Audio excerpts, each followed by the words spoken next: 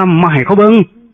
เตรียมตัวบาปตกนรกเพราะได้จ้างหนังจ้างหมอลำจ้างแนวมวลแนวซืนมาให้ผู้อื่นทั้งหลายเบิ้ง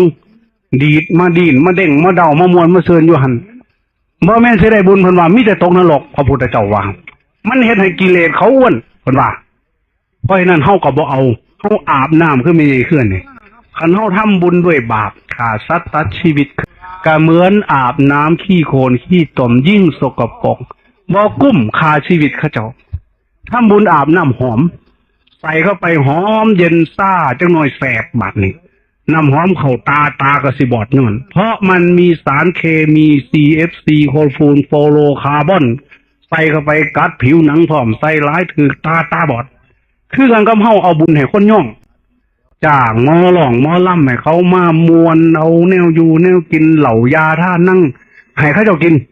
เขาเจ้าย่องเว้ยจะเป็นดีสมยศสมเกียรติเป็น